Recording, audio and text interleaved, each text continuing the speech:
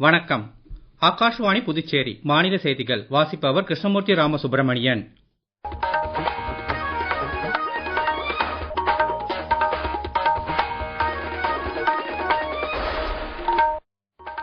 தலைப்புச் செய்திகள்.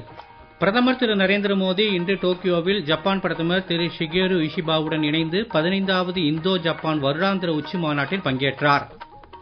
இந்திய திறமைகளும் ஜப்பானிய தொழில்நுட்பங்களும் இணைந்து இந்தியாவில் தொழில்நுட்ப புரட்சி ஒன்றை ஏற்படுத்த முடியும் என்று பிரதமர் திரு நரேந்திர மோடி கூறியுள்ளார்.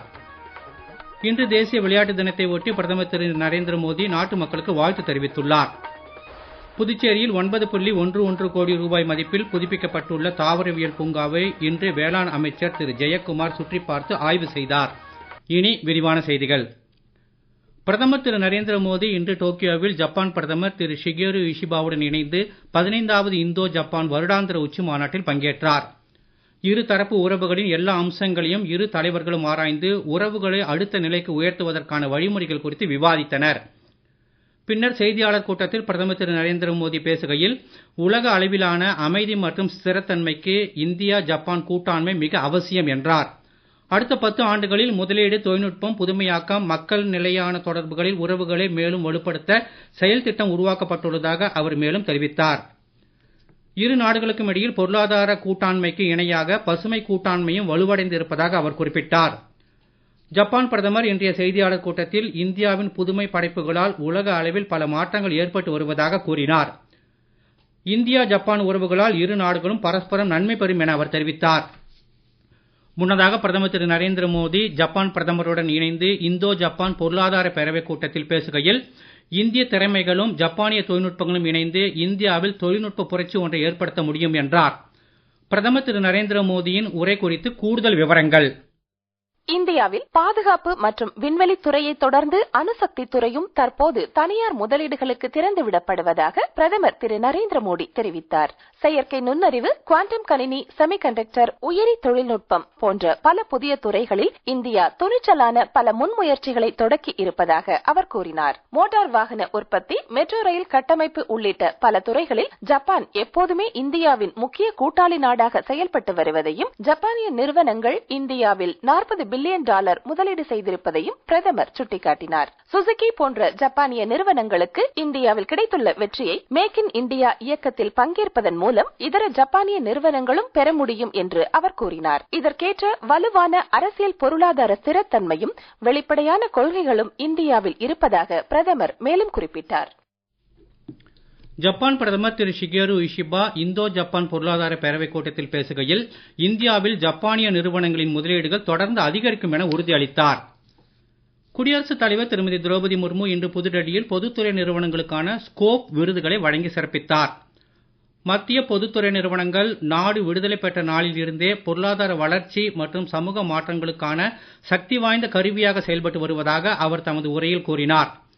நாட்டின் தொழில் மையம், உள்கட்டமைப்பு மேம்பாடு மற்றும் சமூக முன்னேற்றம் மற்றும் பிராந்திய சமநிலைக்கு அடித்தளமிட்டதே பொதுத்துறை நிறுவனங்கள் தான் என்று அவர் கூறினார். தேசிய இலக்குகளுக்கும் அனைவரையும் உள்ளடக்கிய வளர்ச்சிக்கும் அதிக முக்கியத்துவம் அளித்து பொதுத்துறை நிறுவனங்கள் செயல்பட்டு வருவதாக அவர் தெரிவித்தார். 2047ஆம் ஆண்டிற்குள் முன்னேறிய சுயசார்பு நாடாக இந்தியாவை மேம்படுத்தும் இலக்கை எட்டுவதில் பொதுத்துறை நிறுவனங்கள் முக்கிய பங்களிக்கும் என்றும் குடியரசுத் தலைவர் கூறினார்.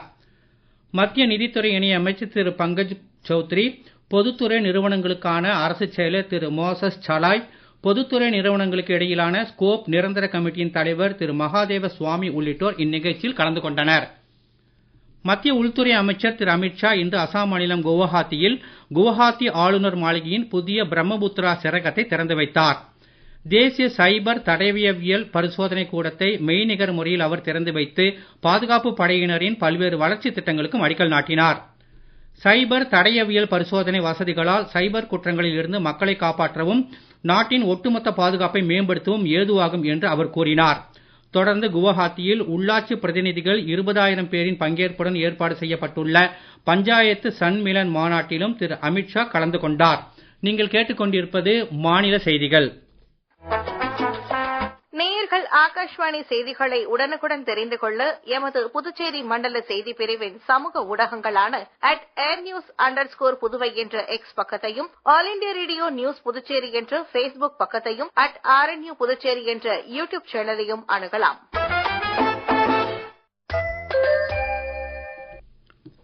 பழம்பெரும் ஹாக்கி வீரர் தியான் சந்த் பிறந்தநாள் இன்று தேசிய விளையாட்டு தினமாக கொண்டாடப்படுவதை ஒட்டி பிரதமர் திரு நரேந்திர மோடி நாட்டு மக்களுக்கு வாழ்த்து தெரிவித்துள்ளார். விளையாட்டுத் துறையில் தியான் சந்தின் புகழ் பல தலைமுறைகளுக்கு ஊக்கமளித்து வருவதாக சமூக ஊடகத்தில் வெளியிட்டுள்ள பதிவில் பிரதமர் கூறியுள்ளார். இந்தியாவில் அடித்தட்டு நிலையிலேயே விளையாட்டு திறமைகளை கண்டறிந்து பயிற்சி அளிக்க உலகத் தரம் வாய்ந்த வசதிகள் வழங்கப்படுவதாகவும் நாட்டின் விளையாட்டு கட்டமைப்பில் புரட்சிகரமான மாற்றங்கள் உருவாகி இருப்பதாகவும் அவர் தெரிவித்துள்ளார். விளையாட்டுத் துறையில் மேன்மையான உலக கேந்திரமாக இந்தியாவை மேம்படுத்த அரசு உறுதி பூண்டுள்ளதாகவும் பிரதமர் தெரிவித்துள்ளார். மத்திய விளையாட்டுத்துறை அமைச்சர் திரு மன்சுக் மாண்டவியா தேசிய விளையாட்டு தினத்தை ஒட்டி வெளியிட்டுள்ள செய்தியில் நாடு முழுவதும் இன்று முதல் 3 நாள் விளையாட்டு உற்சவம் தொடங்குவதாக தெரிவித்துள்ளார். உலகத் தரம் வாய்ந்த மோண்டோ தரை விரிப்புடன் கூடிய ஆடுகள வசதிகளை விளையாட்டு வீரர்களுக்கு வழங்கும் 25வது நாடாக இந்தியா உருவெடுத்து இருப்பதையும் அவர் சுட்டிக்காட்டியுள்ளார். 2030ஆம் ஆண்டு காமன்வெல்த் போட்டிகளையும் 2036ஆம் ஆண்டு ஒலிம்பிக் போட்டிகளையும் இந்தியாவில் நடத்த இந்தியா விருப்ப கடிதம் கொடுத்து இருப்பதாகவும் அமைச்சர் தெரிவித்துள்ளார். மத்திய உள்துறை அமைச்சர் திரு அமித்ஷா உள்ளிட்டவர்களும் தேசிய விளையாட்டு தினத்தை ஒட்டி மக்களுக்கு வாழ்த்து தெரிவித்து செய்திகளை வெளியிட்டு உள்ளனர். இதற்கிடையே தேசிய அணியில் இடம்பெற்று தற்போது வேலைவாய்ப்பு இல்லாத நிலையில் உள்ள ஹாக்கி வீரர்களுக்கு ஹாக்கி இந்தியா கூட்டமைப்பு தலா 2 லட்சம் ரூபாய் மானிய உதவி அறிவித்துள்ளது. கூட்டமைப்பில் இடம்பெற்றுள்ள ஹாக்கி வீரர்களின் எல்லா தரவுகளையும் ஒரே இடத்தில் ஒருங்கிணைக்க டிஜிட்டல் வசதி உருவாக்கப்பட்டுள்ளது. புதுச்சேரியில் 9.11 கோடி ரூபாய் மதிப்பில் புதிய தோற்றம் மற்றும் வசதிகளுடன் முற்றிலுமாக சீரமைக்கப்பட்டுள்ள தாவரவியல் பூங்காவை இன்று வேளாண் அமைச்சர் திரு ஜெயக்குமார் சுற்றி பார்த்து ஆய்வு செய்தார். சிறுவர்களுக்கான சிறப்பு ரயில் மற்றும் பார்வையாளர்களுக்கான பேட்டரி வாகனங்களையும் அவர் ஆய்வு செய்து பராமரிப்பு பணிகளை விரைந்து முடிக்க அதிகாரிகளுக்கு உத்தரவிட்டார். பின்னர் திரு ஜெயக்குமார் பேசுகையில் முதலமைச்சரிடம் அனுமதி பெற்று வரும் செப்டம்பர் மாதம் தாவரவியல் பூங்கா திறக்கப்படும் என்றார். IIT வல்லுநர்களிடம் சான்றிதழ் பெற்று சிறுவர்களுக்கான பேட்டரி ரயில் இயக்கப்படும் என்றும் அவர் கூறினார். அமைச்சரின் பேட்டியில் இருந்து ஒரு பகுதி. அந்த தாவரவியல் பூங்கா உதயமானத்திலே சிறப்பான ஒரு இடம் தெரியும். இது ஸ்மார்ட் சிட்டி மூலமாக நிதி ஒதுக்கப்பட்டு ரெனோவேஷன் ஒர்க்கு முடியும் தருவாயில் உள்ளது. சிறப்பு விழாவுக்கு முதலமைச்சர் கலந்து பேசியிருக்கிறோம். எல்லாம் நாங்கள் போனது 90% முடிஞ்சிருக்கு. மெயின்டெனன்ஸுக்கான ஆட்கள்லாம் தேர்வு செய்யப்பட்டு செப்டம்பர் மாதத்தில் சிறப்பாக நடக்கும். வேளாங்கண்ணி மாதா கோவில் ஆண்டு திருவிழாவை முன்னிட்டு பக்தர்களின் வசதிக்காக விழுப்புரம் வேளாங்கண்ணி இடையே இன்று தெற்கு ரயில்வே இயக்கும் சிறப்பு ரயில் புதிதாக அமைக்கப்பட்ட பேரளம் காரைக்கால் ரயில் பாதை வழியாக வந்தபோது புதுச்சேரி சட்டப்பேரவைத் தலைவர் திரு ஆர் செல்வம், மாநில குடிமைப் பொருள் வழங்கல் துறை அமைச்சர் திரு திருமுருகன், சட்டமன்ற உறுப்பினர் திரு PR சிவா ஆகியோர் திருநள்ளாறு ரயில் நிலையத்தில் மலர் தூவி ரயிலை வரவேற்றனர். ரயில் என்ஜின் ஓட்டுநர்களுக்கு இவர்கள் மாலை அணிவித்து திருநள்ளாறு முதல் காரைக்கால் வரை ரயிலில் பயணம் செய்தனர். சுமார் 40 ஆண்டு இடைவெளிக்கு பின்னர் திருநள்ளாறு ரயில் நிலையத்தில் பயணிகள் ரயில் நின்று சென்றது குறித்து அப்பகுதி மக்கள் மகிழ்ச்சி வெளியிட்டுள்ளனர். காரைக்காலில் புகழ்பெற்ற ஸ்ரீ பொய்யாத மூர்த்தி விநாயகர் கோவிலில் இன்று நடைபெற்ற மகா கும்பாபிஷேக விழாவில் புதுச்சேரி சட்டப்பேரவைத் தலைவர் திரு ஆர் செல்வம் கலந்து கொண்டு தலைமை வகித்தார். குடிமைப் பொருள் வழங்கல் துறை அமைச்சர் திரு திருமுருகன், சட்டமன்ற உறுப்பினர்கள் திரு நாஜிம், திரு PR சிவா, மாவட்ட ஆட்சியர் திரு ரவி மற்றும் ஏராளமான பொதுமக்களும் விழாவில் கலந்து கொண்டனர். உச்ச நீதிமன்றத்திற்கு நியமிக்கப்பட்ட 2 புதிய நீதிபதிகளுக்கு தலைமை நீதிபதி திரு BR கவாய் இன்று பதவி பிரமாணம் செய்து வைத்தார். நீதிபதி திரு அலோக் அராதே, நீதிபதி திரு VM பஞ்சோலி ஆகியோர் இப்புதிய நீதிபதிகள். இவர்களையும் சேர்த்து தற்போது உச்ச நீதிமன்றத்தில் உள்ள நீதிபதிகளின் மொத்த எண்ணிக்கை 34ஆக அதிகரித்துள்ளது.